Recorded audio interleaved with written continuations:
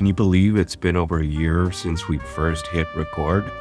It has been an incredible journey, and the best part has been hearing how these episodes are helping you stay compliant, and more importantly, stay safe. As we move into our second year, I wanted to make sure we are hitting the topics that matter most to your facility. If you haven't yet, please visit our website at hackyourhazcom.com. We want your feedback and specifically your new topic ideas.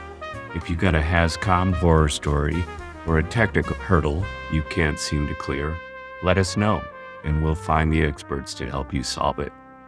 And speaking of experts, today I'm joined by two veterans of the labeling world to talk about why your current labeling plan might actually be a liability. Stay tuned. Welcome to Hack Your Hazcom. Today I'm pleased to introduce you to my guests, Nathan Stellman and Steve Donze with Empower Label. Steve is a graduate of Rutgers University with a degree in business and has spent over 4 decades mastering the complexities of industrial sales and regional management. And since joining Brandywine Drum Labels, now Empower Label, in 1991, he has served as an account representative and regional manager, specializing in the chemical manufacturing and distribution sectors and providing firms with the precise labels, printers, and inks needed to meet their stringent safety standards. Also joining us is Nathan Stellman, who is the sales director for Empower Label. He started with Brandywine Drum Labels prior to the company, again, rebranding as Empower Label in 2025, very recently. Nathan has spent decades in the compliance realm, dealing with GHS label compliance, all the way through all areas, various aspects of Hazcom management systems. He holds a master's degree in business administration from the University of Houston and currently lives in the Dallas-Fort Worth area. Welcome, gentlemen. Thank you for being a guest today. Morning. Thank you. All right. So I thought it would be great. You know, the label piece is a very important piece of the puzzle with an effective hazard communication plan. So what better experts to have today and discuss this very critical component than for you guys. So let's start out here. We typically see Hazcom programs tend to break down between what's required and what actually happens in the field. Where does this typically happen? Nathan? Well, there's a lot of different areas in the process, with various organizations and where things can go wrong. Starting right out the gate, is the program itself in its current state correct? Is everything up to date, or is there missing information? If it's a large multi-site organization, is there site-specific information that's missing?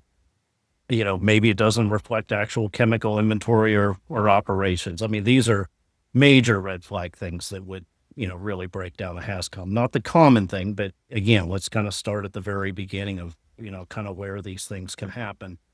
From a labeling standpoint, a lot of times the original containers are fine with product labels, but you can have breakdowns with secondary transfer containers. If things are going overseas, is there a transfer label that needs to be applied regarding the shipment because of different languages? Is there shipment specific information that may be on a smaller thermal label that is now missing? To where it's become, faded, incomplete, non-legible. Within an organization itself, the SDS management system, is it updated? Is there incomplete information? Has the organization been adding new products that maybe those new SDS, standards and sheets are not getting out to the sites that are actually operating, these products? Employee training. We see this, the human element in label operations is huge. So when you're looking even at just at the Hazcom program itself, what was the training like when the employees were, walked through the Hazcom program? Was it a one-time thing? Was it, they went through the process, they got it done. They said, cool, all right, we're done. It's over. We've done the Hazcom. Everybody knows what to do, but there's not follow-up information. There's not ongoing training. Maybe the training lacks specific details. And so if we're not doing refreshers and covering things for new hires or new products for existing employees, you can have breakdowns there. And again, kind of the set it and forget it mentality, that there's just not a whole lot of updating that's going on in the system. You can see that in organizations maybe where, it can happen in small organizations, but larger organizations too, where maybe, the glass tower is not as close to the facilities as it should be.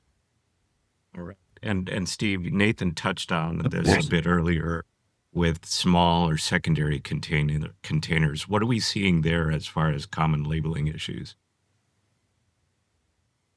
Well, this is something, unfortunately, I've come across way too many times. I mean, I spent a lot of my time in manufacturing facilities for my customers, and these guys, they're dealing with large containers, and they're doing reacting, and they're doing blending. In a lot of cases, they're taking a solvent or some type of liquid in a lot of cases from a larger primary container to a smaller container. And what a lot of these people fail to do is to label them properly with all the information that really needs to be on there. I mean, from a legal standpoint, you have OSHA overlooking what the workplace people need to do, and it's done for a reason. It's done for their own safety and the safety of others around them. So when you have these smaller containers that now are holding sometimes very hazardous liquids and other forms of chemicals, the proper information isn't able to be on there for a variety of reasons. One, honestly, sometimes laziness gets involved, and you'll write something real quick on there like this is a cleaner for such and such, and now you have it might be a half a gallon, but that doesn't make it any less harmful if someone's exposed to it. It gets on their skin. They may not have the appropriate gear on when they're handling it. So in many cases, or in most cases, a lot of the information still needs to appear. And when I say information, I mean, I need a GHS pictogram with a warning sign. There might be some hazardous or precautionary statements along with how to handle if it's spilled or if it's exposed to your skin. So this is far too common. It's unfortunate. But sometimes you have to go and the companies need to make sure that the people are trained properly when they're using these smaller and secondary containers in their operation. Sure. And I'm sure that gets complicated by the single use or at the point of use where you have it under, you've got that exception under OSHA, the exception, where it's under the control of one user at one work shift. A lot of times you hear those horror stories. It's next to a bottle of Gatorade and looks a lot, right? Yeah. And now what happens and which one do I grab when I feel thirsty, right? So. And I will add to it's on it. I know, GHS, they kind of updated their regs in 2024 and on small containers. I believe this was in 29 CFR 1910 1200, where they updated the requirements to, containers that are less than 100 milliliters, and then even containers that are less than 3 milliliters. And now you're talking real small. And so I know, under 100 milliliters, they are now requiring that, you have the product identifier, the pictogram, signal word, chemical manufacturer's name and phone number, and then a statement stating that the full label, is on the immediate outer package of that container. Under 3, they mentioned that only the product identifier is needed. Now, in a regulated world where, we want to be very precise and we want to have everything in line, you read into the reg a little bit too. And then it talks about, it doesn't really state how big the diamond has to be or how big the font really has to be. And when you're talking 3 milliliters, if you're asking for Hazcom breakdowns, can everybody read that? Right. Some people can, some people can't. Right. And so now you've got a human element again, like we were talking about, where, and it's vague. It's stated as vague, but it is what it is. And part of the container is part of the challenge. So. Right. And contrast that, like you said, there are font requirements, there are size requirements in Europe, for example, right? And with some of those smaller containers, it's outlined, height of the font, height of the pictogram, all of that. So it maybe we could use some of that in our US standards too. Yeah, no question about it. Related, I think, with some of the technically compliance, we try to get to the letter of the law here, but we still find failures in the real world. What are some of those examples? Well, you'll see durability issues with labels. Not all labels are created equal. Not all vinyls are the same vinyl. If someone rattles off that we use this, not all polyesters are the same. So you'll see durability issues with fading and, peeling, maybe from the container, smearing, which, if it is smearing, now you're talking about poor readability. Can you still manage to read what's going on? Comprehension gaps. Is everybody aware of what the pictogram even means? Lack of maintenance. How long has the container been sitting, in a warehouse? Or, gas prices are the talk of the town right now. So let's talk Midland, Odessa, and the Permian Basin. I've been out there quite a bit. How long are some of these, chemicals that are out there sitting on oil pads just getting, sandblasted to death from the wind out there? And so, is the maintenance of the label, is it being replaced if it's been out there for a while and, maybe it has, gone through a heavy abrasion? So you've got a lot of things like that can fail in the real world. When you get back to the smearing and, washing off of the actual images off the labels, you're having a fundamental breakdown between your printing equipment and, the material that you're using at that point. And that's where, the decades that Steve's, been doing this, and myself, kind of evaluating what equipment's being used. Do they have the printer set correctly? Are they using the right material with the right top coating? Because, again, they're not all created equally. And so, you've got to go really dig down and find out why some of those issues are occurring inside the facility before really the container even leaves, the operation.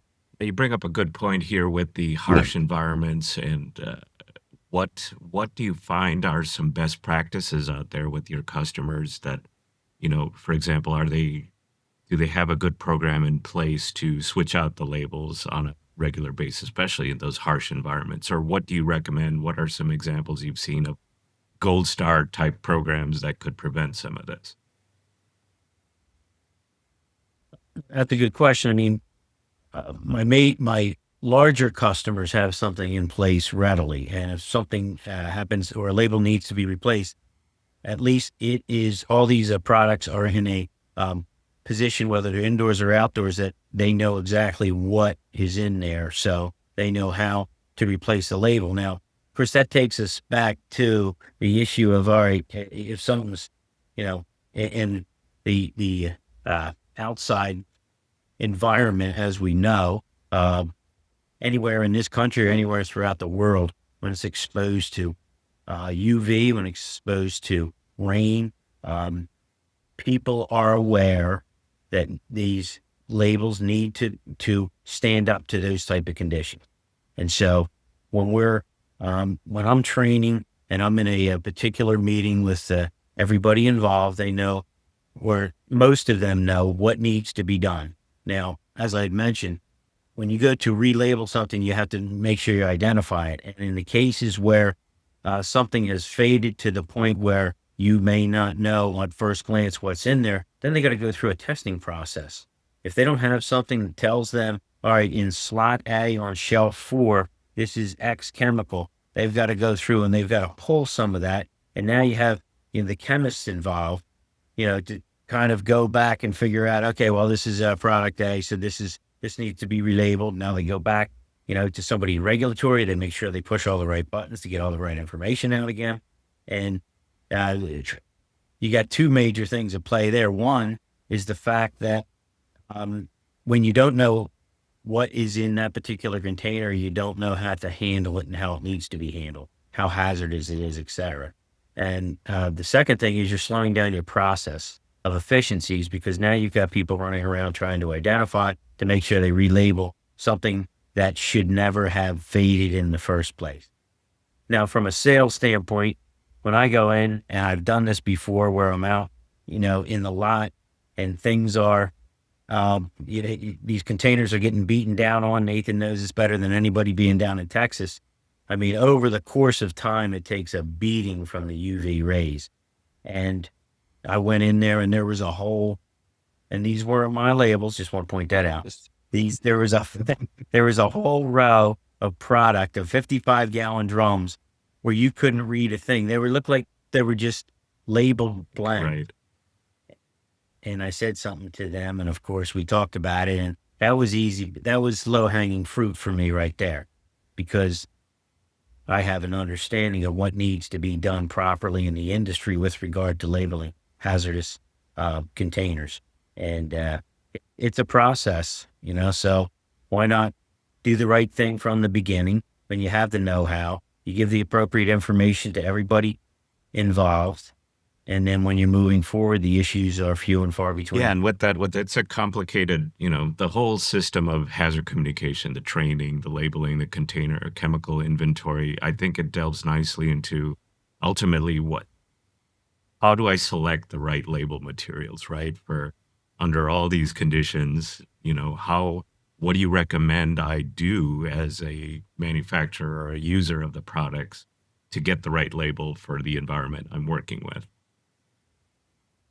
Yeah, it's interesting. This whole, prior to GHS, the old way of doing it was thermal transfer units with a, polypropylene film, and because it's very durable. You can get ribbons that are extremely durable. Wax resin ribbons that'll really, stand the test of time out there. Plus, the equipment's fantastic. I mean, I know Steve has customers just like me that I've been walking in a facility for years, and that same printer's just cranking away. They haven't replaced it. It's just still going. After GHS and the requirement of colored diamonds, everything changed. It was an earthquake moment for labeling and how you were going to produce product labels for, hazardous chemical shipments, and to be able to communicate the red pictograms. And from that standpoint, there were a couple different ways that people got there. You've got multiple platforms, I guess, from a print on demand aspect. I mean, there's always the old school way that you can have us print the labels for you off the same type of, durable materials, whether it's an inkjet film or a laser film, and we provide the label to you. But if you're going for a print on demand system internally, which helps, efficiency and on-time shipments within a operation, you can look at, laser platforms, you can look at inkjet platforms. Inkjet, the kind of tried true material is Kimvera, that, is the most durable in the marketplace for inkjet and a lot of those platforms, the printer manufacturers. Laser, there's a lot of different laser manufacturers, as we know out there. There's HPs and Lexmarks and Ricos and Xerox, and you can keep going down the list. There you've got a couple different options. The old school material that's kind of been around a long time is vinyl. The other one that has been introduced probably, and again, we'll tip our cap to the founders of our original organization, Brandywine, that really brought polyester to the forefront. Polyester is a very durable material as well. They run a little bit differently. People have, their preferences. They both will get you to where you need to be. But they both present well through the printer. There's just varying little things like print speeds and options like that to run vinyl versus running polyester. Vinyl, you've got to run a little bit slower than polyester due to its, melting point and the weakness of that to get it through the printer without, losing its structure through the unit. So, all of those will meet the expectation in these corrosive environments. And so, customers have a choice. Sometimes you'll have an organization that's a Xerox house or a Lexmark house, and then IT says that's what we're buying. So it's like, all right, we can do that. It just depends. As Steve mentioned, you get all the players involved, let them evaluate what is out there. We will present a lot of the information, try to be, is open to all the varying options that are out there from a printing technology standpoint, and let them make the choice at the end. Great. Okay. And I would imagine a lot of that starts with a chemical inventory, kind of what they have to work with and breaking that out into, types or groupings that make sense. Or do you see a company using multiple types of labels in one place? Oh, yeah. Yeah, that's true. Steve, Okay. you want to? Yeah. Oh, yeah. I mean, if you're talking about different materials and different printing platforms, yeah, the larger the company, the more times you're going to see different type of printers based on where they're at. Now, I'm going to even run through that again. A lot of these companies grow by acquisition, and each of these different vertical markets that now these companies want to get into. So they'll purchase a smaller company, and they've been doing things one way for many years. And now this, the mothership comes in, and they're going to dictate how they're going to do things. Well, that doesn't usually go over that well early on. So I've seen things go a lot better, whereas, you give time to settle out, and then everybody gets involved saying, okay, we're going to go down one path, which one of my customers did prior to GHS. And they said, this is what we're going to do. This is what we're going to buy. This is who we're going to buy from. And for a company, that's going to be in the game for a long time, those are the things they need to look at, at the top executives need to look at to make things run, as smooth as possible and as efficiently as possible. Right. Okay. So there is a good transition between getting up to speed for the process. Good. What about in a labeling program? What's the difference between having labels and having a labeling system that actually works? What do you see out there that could get us to that better aspect of the program? Yeah. Centralizing, if you have one company, one standalone facility, it's pretty easy to manage that within one house. But if you're talking a larger organization and having a centralized system, it creates consistency. Again, talking about breakdowns and, the human element of things, the more consistent you can make a process, the higher the likelihood that you're going to succeed in what you're trying to do. So what the biggest thing is consistency, accuracy of the system, because it's going to be uniform. Changes typically happen, at a parent level within those systems to where that message can be sent out, and changes made to product labels can be made, at a higher level, a parent level, to get out to the facilities to make sure that the information is accurate. That helps in compliance. The time and labor aspect, everybody has the same type of equipment. Everybody's using the same, whether it's an SAP system or, other types of, varying, centralized database for the SDS information, product labeling information. So you've got kind of that labor element to where everything is consistent within each facility, that the way that they're going through their labeling operation. Durability, you don't have people manually selecting what they, are using. I have gone into facilities where I've seen paper labels just because, the gentleman that was there, that's what he ordered. He didn't know, nobody told him any different. And it was like, okay, well, that's probably not going to make it very far down the street, especially if it rains this afternoon and it's 60% today. So, Steve mentioned acquisitions. A lot of large organizations, they've been buying up people. So when you have a system that's centralized in place, you can scale it rather easily. Your IT team comes walking in and they say, "This is what you're getting. This is how we're going to do it." And it's easy to bring in acquisitions through a centralized system. And it's easier to maintain from that aspect as well. So, it are there still challenges even within having a centralized system? One thing that hasn't been brought up, and we have a lot of this in this chemical space. There's a lot of tolling operations. Companies farming out business. To a toller to get the work done. A lot of times those tolling operations do not have access to these centralized systems due to firewalls, that type of thing. And again, I'm bringing it up because, earlier on, we mentioned Hazcom challenges. A lot of times what will end up happening is just the product labels of what is needing to be produced are kind of sent over the wall as a PDF, fired over. So any changes that occur, I've seen it where it doesn't get relayed to that tolling operator. And then what happens is that tolling operator, whoever's in charge of that, relationship, maybe they left, you got a new person that comes in, they walk in, they sit down at the laptop and go, "Okay, well, it looks like they were using this." There's 3 or 4 different versions because maybe over the years, nothing was deleted, nothing was managed. It's an area that can break down within that, depending upon how centralized it is and how the organization is doing all the manufacturing. Are they doing things outside of their walls as well? And so there's a challenge there to manage, those type of operations.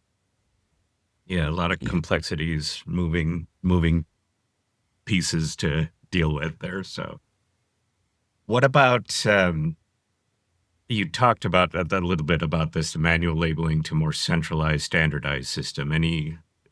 You touched upon the benefits. Anything further we could address there?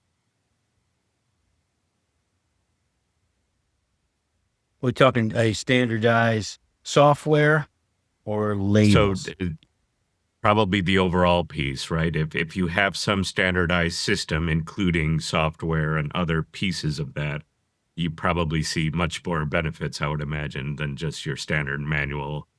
I'm sure there are still small to medium companies that have a manual system in place, but you'd probably want to sell them on a better system, right? A standardized, centralized something.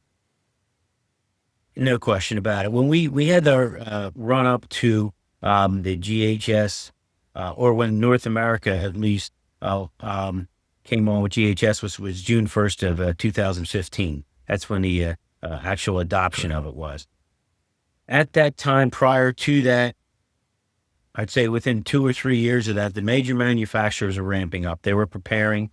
They're the ones on the street with the highest form of exposure and liability. So they wanted to make sure that they had everything they needed to be able to accomplish meeting GHS and all the other criteria.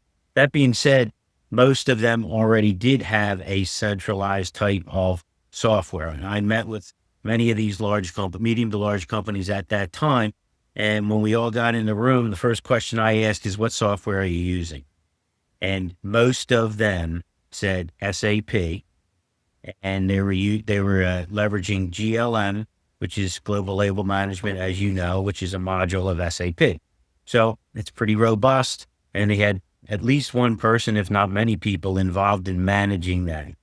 Now, the advantage of that is everything's coming out at multiple locations looking exactly the same. In other words, product A, whether they're manufacturing in Midland, Texas, or they're down in Miami, Florida, or they're up in Norwalk, Connecticut, when they push that button for that product, every piece of information coming out of it's going to be the same. All the appropriate GHS pictograms, all the health statements, all the precautionary statements, and everything else that needs to populate on that label.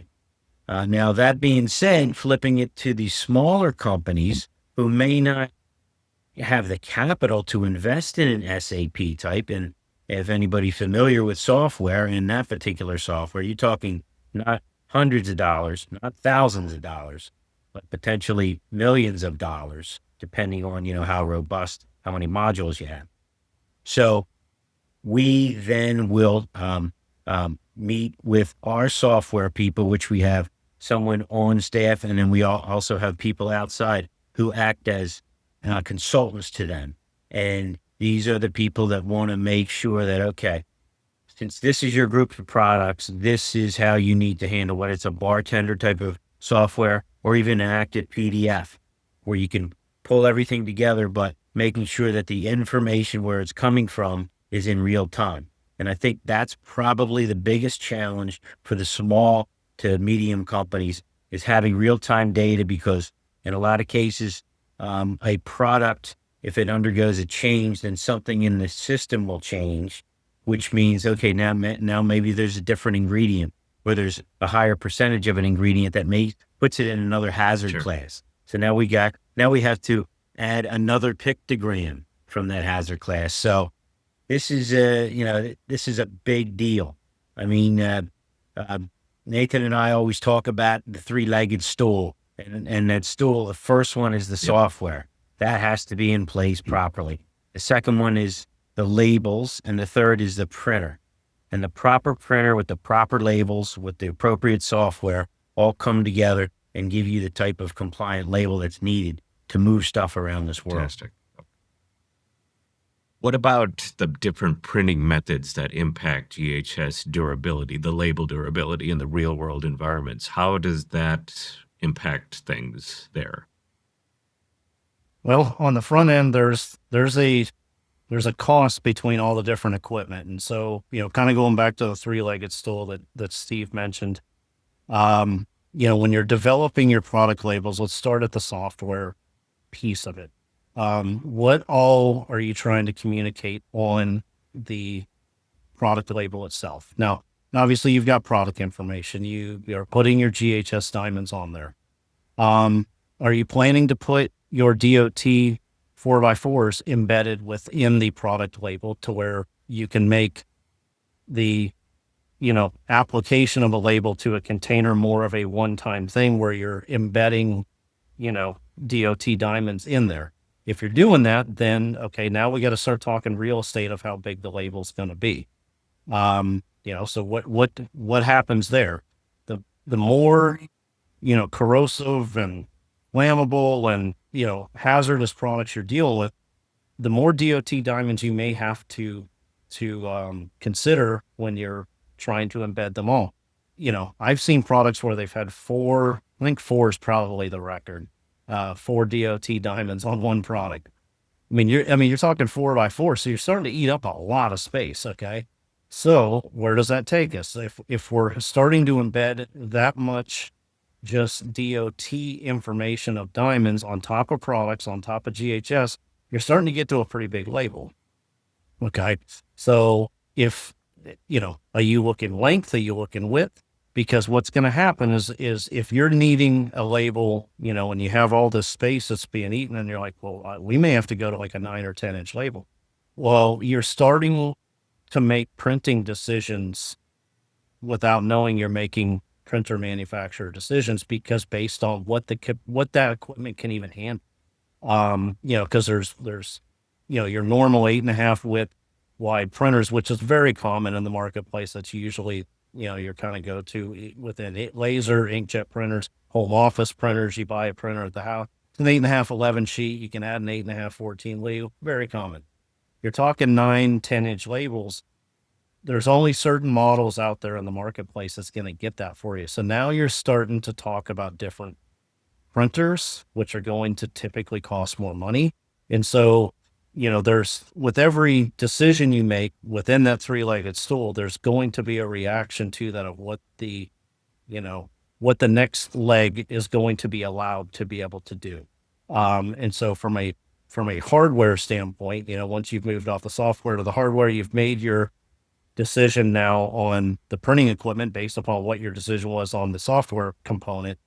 Now you're at the label. We're kind of back into, discussing the durability factor of the labels.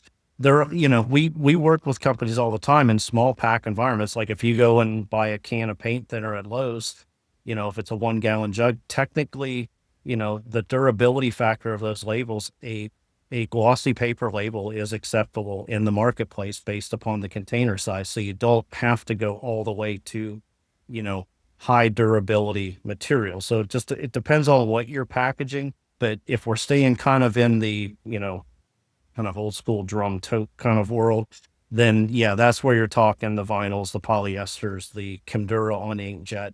And then, really evaluating, the specific samples or material that we're sending to you to do durability testing. And we'll work with customers all the time on that and, set up, tests for them on site and let them kind of go through various options and, see which one works best for them. Because again, there is a personal preference. Label application is something warehouses do all the time. They all act a little bit differently in application, and some people are more comfortable with one format than another. But that's why there's a choice. So that's a marketplace, right? We call that the marketplace. Yep. Right. Exactly. All right. As far as what should companies do to consider when choosing between thermal transfer, laser, or inkjet for the chemical label? Yeah, I think Nathan did touch on that, and a lot of it does. Initially, you start with, okay, what type of products are you packaging? Okay. One of the first questions I'll ask, immediately following that will be, what type of printers do you have on site right now? I want them to understand, and I mean, as a supplier, as an account representative, that I came in here to consult you on doing the best thing for your operation and the best thing after everything leaves here so we can have success from your product getting from point A to point B. Now, that being said, all that information, after you print it here and put it on the drum, needs to make its way to where it's going. And so after the conversation gets underway, they'll usually say, well, we have some laser printers, and almost all of them have the thermal transfer printers. And I said, okay, well, what do we need to accomplish with regard to information that needs to go on there? All right, the pictograms need to go on there. And as Nathan also touched on earlier, well, we might have an issue with being able to generate a red pictogram border on a thermal transfer printer. That being said, there is one printer, Nathan, I'm not sure if they still floating out there, that has a 2-head for 2 different color ribbons. And in most cases, when people buy them, they do that specifically for GHS. The black ribbon covers 95% of the copy, and then the red ribbon for the pictograms.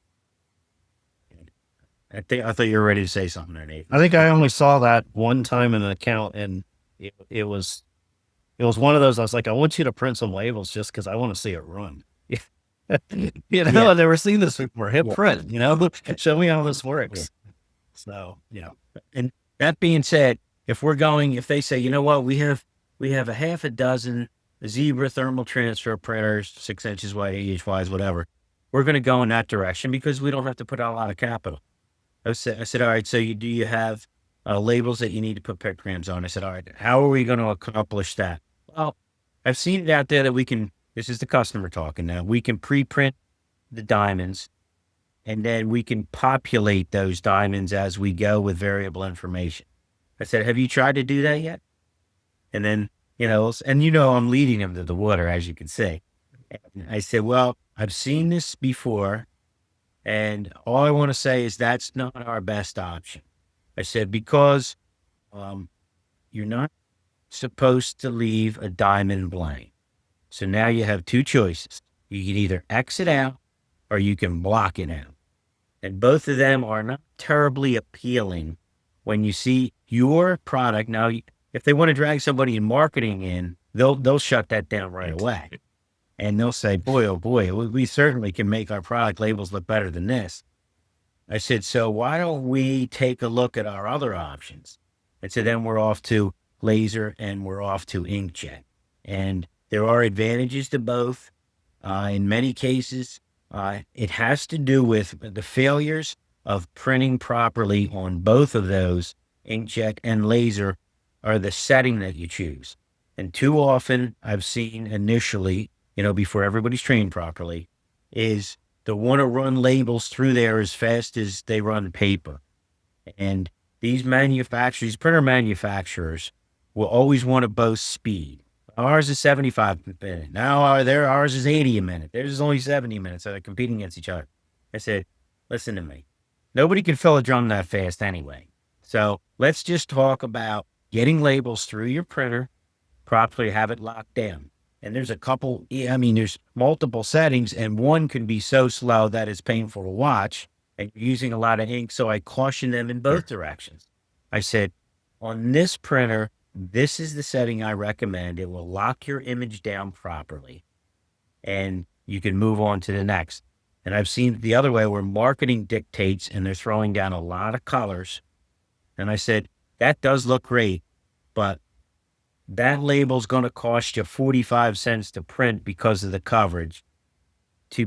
Now, this label without all that will cost you 14 cents to print. That's a business decision on your side, So I'll leave that in your capable hands. But those are some of the, the back and forth that I have. And to be honest with you, if I'm having an initial meeting, I'd like to suggest, not insist, but suggest that all the parties that have skin in this game are present to hear what I have to say, and it's not reinterpreted down the road by someone else that's in the meeting. So it's IT, it's regulatory, it could be purchasing, and the handlers, the actual guys and girls that are on the line putting the labels on, too many times are not included in that and should be, and I ask for them. And a lot of times they'll send one person in, and you can see they're the ones doing all the work. They got the gloves on, they got the gear on, and I said, this person needs to be there because he or she's going to want to know how easy it is to get that label off that liner. They got gloves on. How are we going to do this? And so those are people that need to be included. They want to be included. They should have a lot to say because that product doesn't go out the door properly without them being involved. Critical. That's a critical step there. And I think do you see that more people are doing that in your customer base? They're bringing in the right stakeholders at the right time. Yep. I've seen in many cases, typically it would be the manager of the line, might be multiple people, but as long as he gets the right information, he gives the feedback we need, we make the appropriate adjustments, and then he takes that out to his people. Yeah. Excellent. What about common issues you see with print quality or durability, and what do you do to resolve them? Yeah, before I jump on, Steve, that did sound like insisting and not suggesting. Knowing you, I've known you a long time. That sounded like insisting and not suggesting. Oh, we could do this the easy way or the hard way, but this is getting done. Yes, we've had to use that line a time or two. The fading, smearing it. Let me kind of go back to what Steve was mentioning about printer settings, because there's a lot of, depending upon how, again, centralized system, is the system locked down or is it open to each facility on the printing equipment? Because there's IT, is the printer network to where there is a controlled mechanism on how print delivery is sent through that printer, or is it open to where it's just like any office printer at any office building where you can just do whatever with it?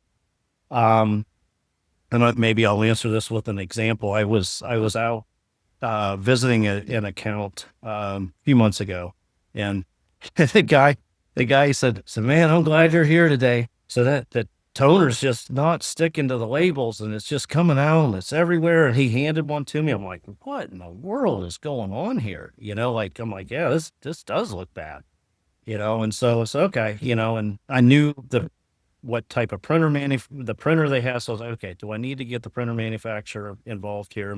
Because a lot of times that's what we'll do too. And it's a good benefit of, a label manufacturer having relationships with the printer manufacturers. That way we can troubleshoot problems together versus individualized approach. Because a lot of times what happens is if you're not coming at it from the same angle, a lot of times the printer manufacturer will give you an answer that maybe the label manufacturer doesn't necessarily agree with. And, you know, I see that a lot where maybe they're not as engaged on what the label process is and maybe who they bought the printer from. Maybe they're used to selling office printers, and running labels through a printer is not something they're used to doing. So it's good to have buy-in from both sides. Going back to the story, you know, when I was looking, I was like, man, I'm going to have to wash my hands after this too. Cause it's kind of stuff like, all right, let's go back there in the warehouse. Let's look at the printers. And, so he said, he's like, all right, what do you want me to do? I said, I don't know, run 5 of them, you know, let me just, I want to see this. And, so he hits print, and man, these things are coming out the printer so fast. Like they're literally like launching out the printer, and I knew what they're using. And so, and I'm like, whoa. I'm like, what print speed are we on? You know, and they didn't know that it was supposed to be on a certain setting, and somehow it had gotten moved to plain paper. And so it was running at, like what Steve said, 75 labels a minute, and it's a 20-inch label. And so you're running so quick that toner doesn't have any time to cook into the label itself. So it was like expecting a brownie when you've only had it in the oven for about 6 minutes. You know, you're going to need a spoon, you know, to take care of this thing. So I'm like, all right, hang on. And so I was like, let me control the mouse real quick. And I'm like, what it was stuff that was not locked in to a certain configuration. So if somebody bumps something, you can have label failures, you can have premature fading, you can have ink smearing, all that on something as simple as just the paper type was moved. And people sometimes don't know that. Sometimes it's good enough just to get it through the printer, and then someone sticks it on, and then within a week or so, you know, you may get a phone call and go, we put this label on 5 days ago and it's already fading in the field. Well, what it was the ink or the toner never really got pushed in because it went through the printer so fast that you end up with that premature fading and smearing and things like that. And it's just something as simple as paper type selection. Amazing. So that, again, all comes down to training, understanding, and like anything we do in this field. So, all right. What about, we touched on this overall throughout, but labeling requirements or material choices, how do they differ between applications like drums, small containers, or even secondary labeling? Yeah, that's a good question. The bigger the container, the easier the solve. For as long as I've been doing this, almost 100% of my customers are using some type of large container, which be a tote or a 55-gallon drum. Now, they're shipping this outside. This needs to be a resistant label, so we got to start with the appropriate substrate, which is a film stock of sorts. So we're going to match that film with whatever print modality that they have chosen. So that's kind of the easier one. So if you're looking at a standard label, 8.5, 11, 8.5, 14, we're going to be using either vinyl or the polyester. And at the appropriate speed, we all know, okay, everything's going to work fine. Then things get a little bit dicier as the containers get smaller. And you have 2 different types. You have secondary and small. You have some that are going out on the road to customers, and you have others that might be staying inside and just to be used, whether it's lab type of thing or, you know, use as testing within. So it'll go from somewhere within the plant, you know, within the same plant from one to another. So the trickier one is the secondary containers. We'll call it, I don't know, it could be like a glass jar or a vial.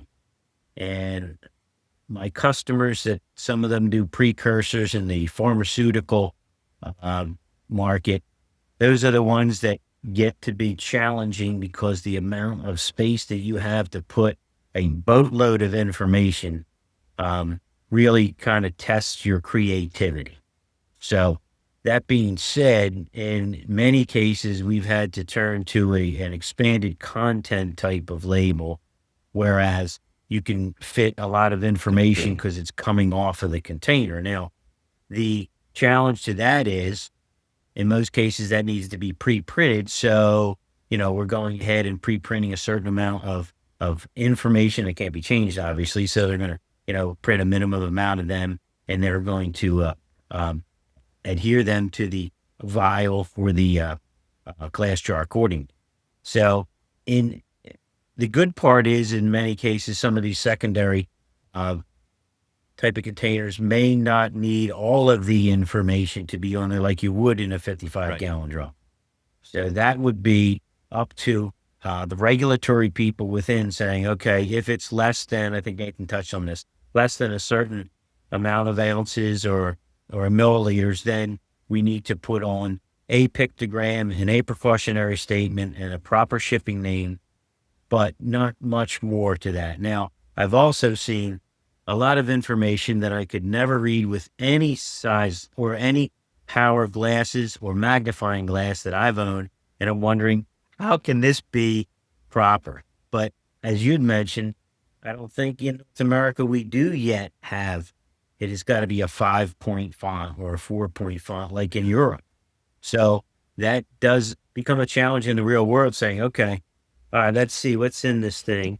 I can't quite make that out, and, but, in theory, you're doing what you're supposed to do, and you're doing your due diligence, you're doing all the right things required. And that's obviously what in either OSHA and then eventually Department of Transportation is asking for.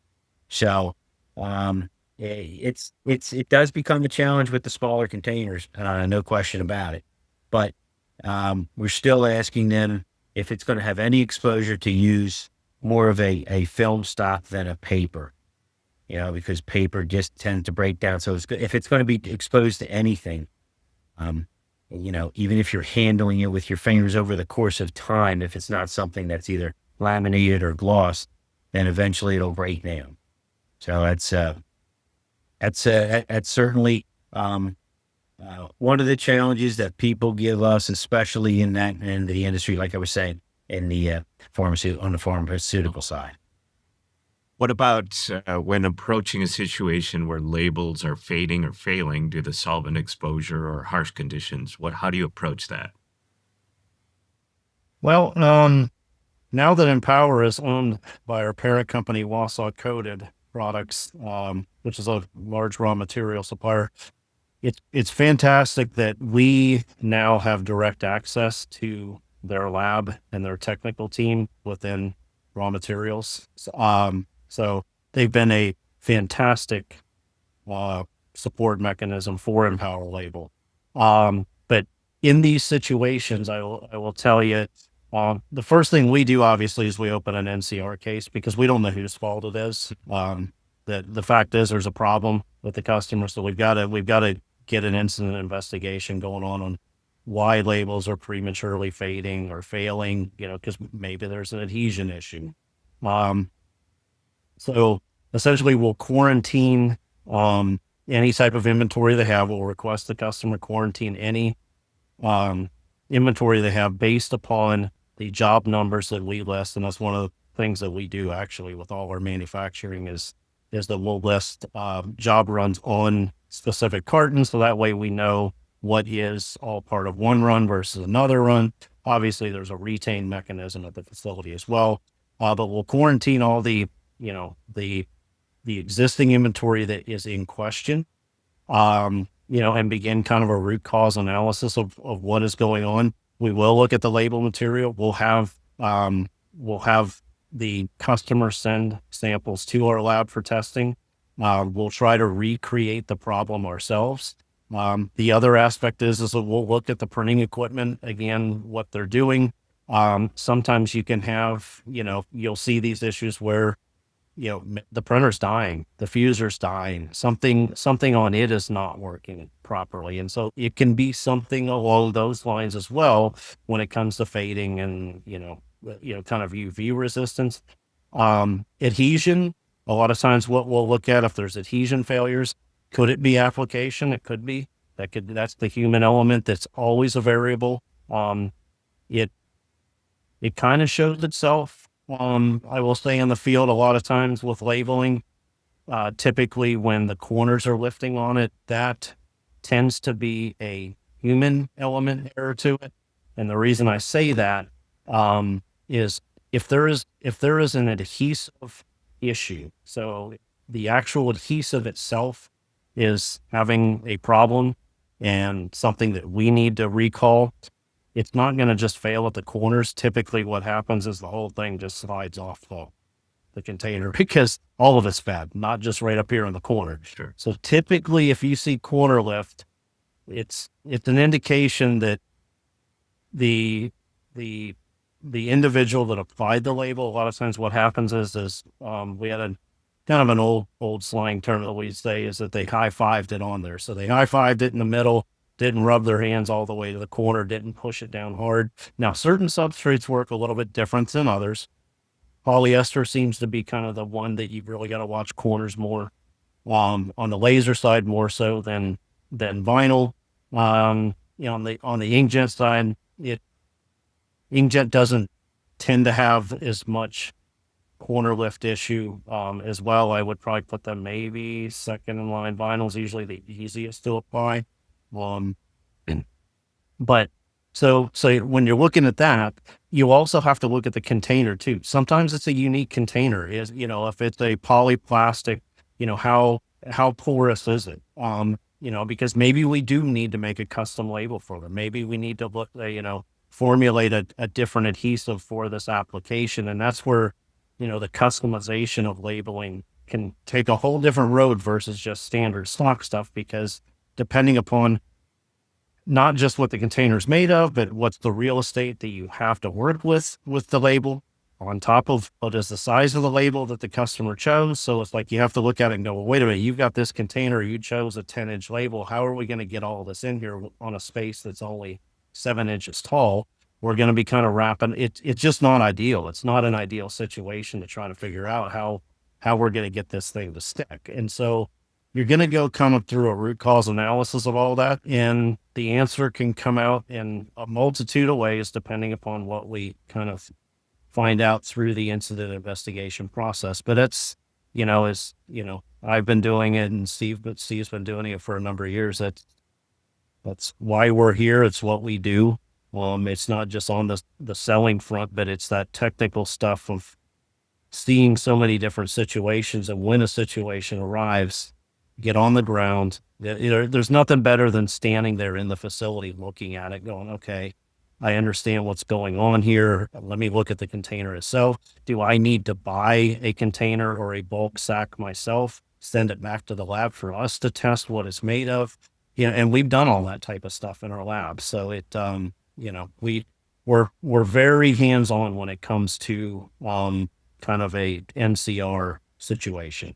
Fantastic. Well, that's very thorough, and I'm sure the customer is ultimately pleased with that result. So glad to hear that. So what about strong labeling? Do we see it's does that improve our day-to-day efficiency beyond just compliance?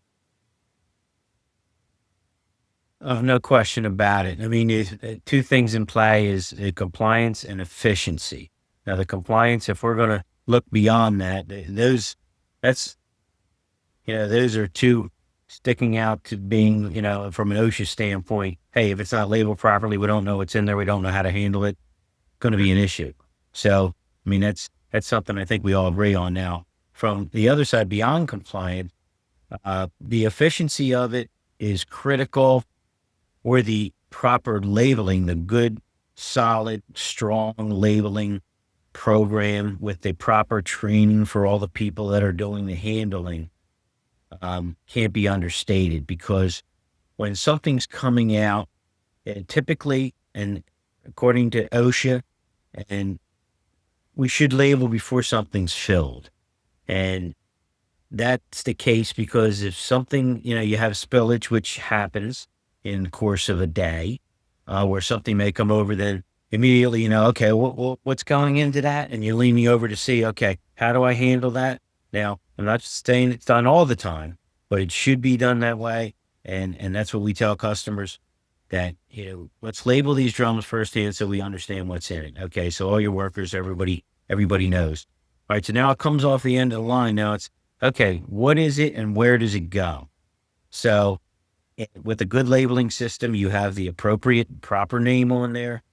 And, okay, since they've been trained properly, it's going to go somewhere in the warehouse before it goes out the door in a lot of cases.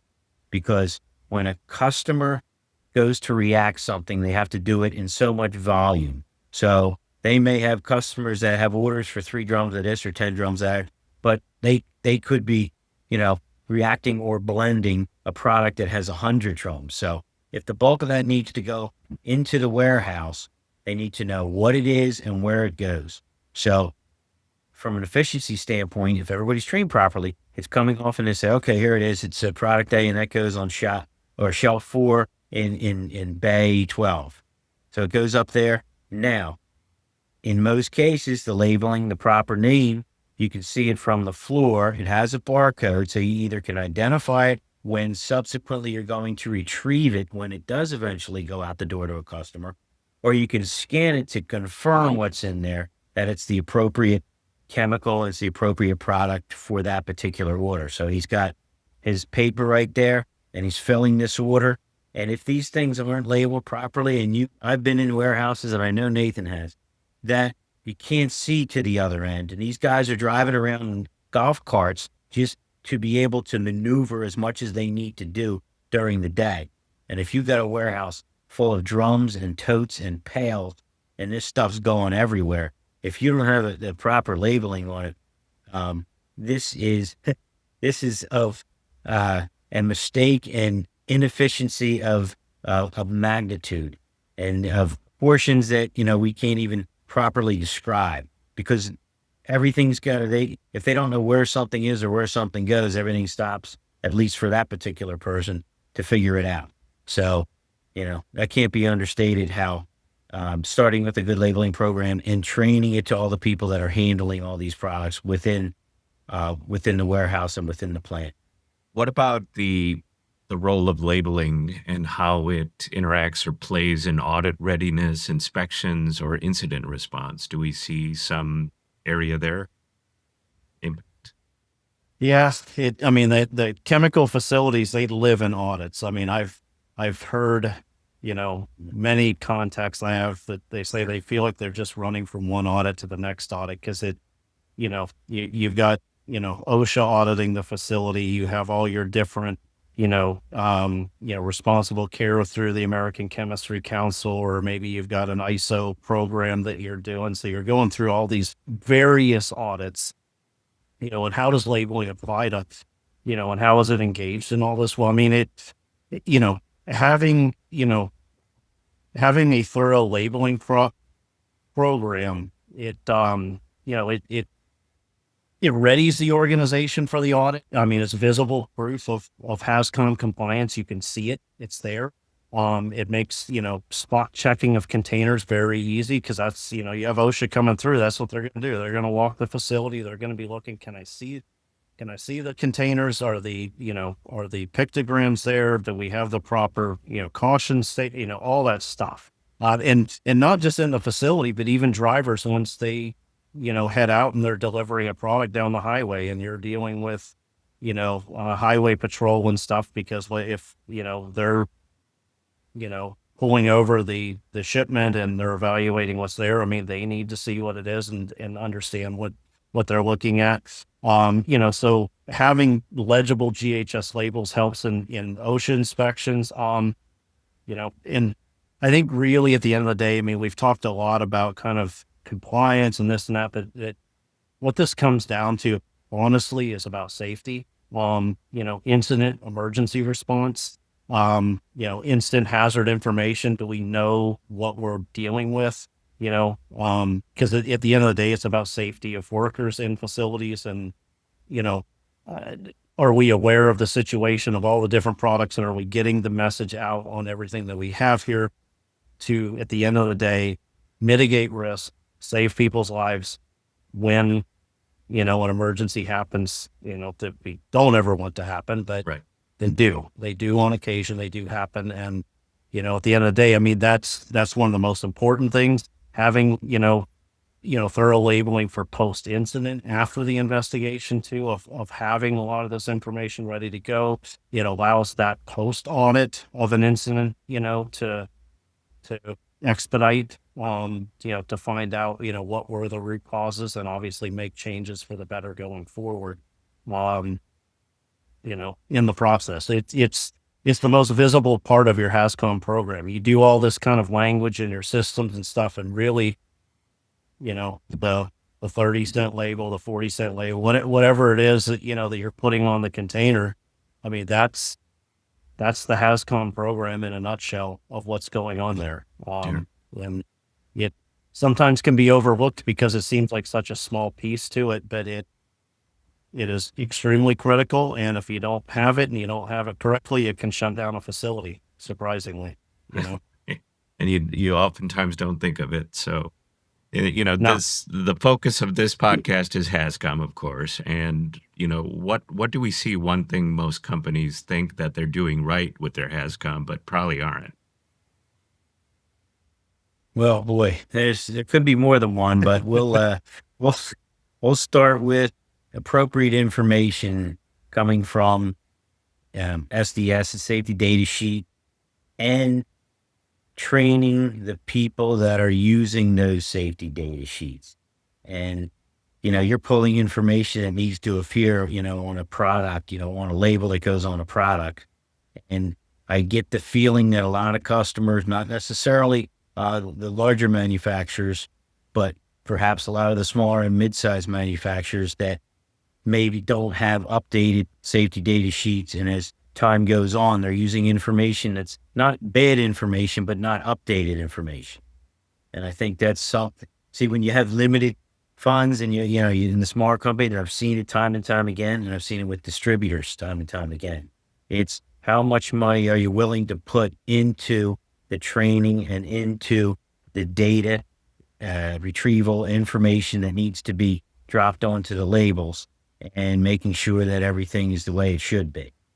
So that comes to mind most for me, and it's kind of around all that safety data sheets. Fantastic. Yeah, and I would add, kind of piggybacking on that, conveying that message of the safety data information, product information, in these tolling operations. I kind of mentioned it earlier, and it's kind of that change management, kind of where two companies are working together, but they're having to, make sure information is being transferred correctly from one organization to the other organization while they're facilitating the request or the process that they're in, being asked to for, fulfilling an order of a certain product, a certain shipment. I've seen it firsthand to where when I was standing there, I was like, that's a gap right there. That's a gap finding that I'm staring at right now. I'm like, the process is not very controlled here to where it could get away from you very quickly. Sure. Mm-hmm. Right. Well, it's been a great, conversation here today. And this critical piece of labeling often gets overlooked or just not as spotlighted upon in this Hazcom piece. And it was a pleasure having you on, Nathan and Steve. What about one takeaway I'll ask you for our audience, both? Nathan, what are your thoughts? What's a takeaway for us for today's conversation? I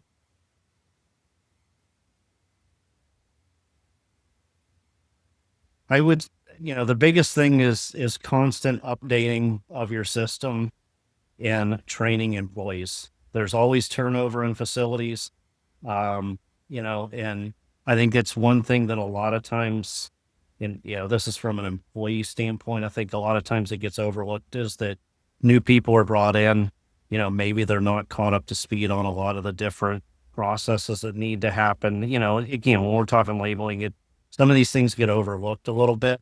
And always be constantly training and refreshing your employees on best practices, hazard communication in the facility, how to go about labeling. It's critically important because turnover is a real thing in the world for any organization, and you got new people that come and go, some more so than others.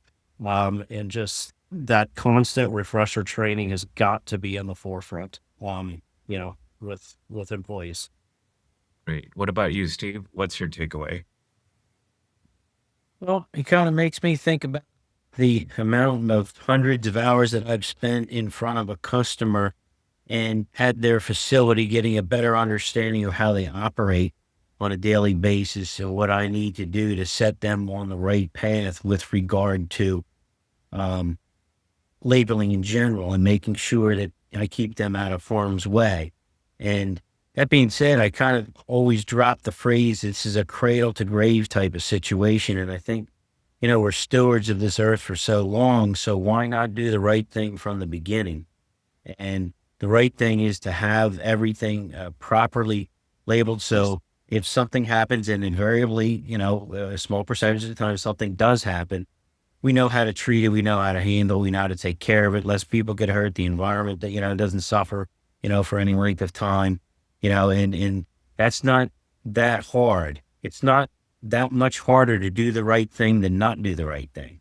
So if you have someone that has a little bit of experience like we do, we put them on the right path with the appropriate printer and labels and making sure the software is in place. And then you move along. So you get these products out to do it properly. I mean, that's what generates your revenue. So they certainly buy into that idea. Right. Well, thank you both. Again, it's been a pleasure to have you on. For more information and to contact or find out contact information for Nathan and Steve, visit the hackyourhazcom.com website for more and see our episodes there. So thanks again. Fantastic Thank you. discussion. All right. Appreciate it. Fantastic.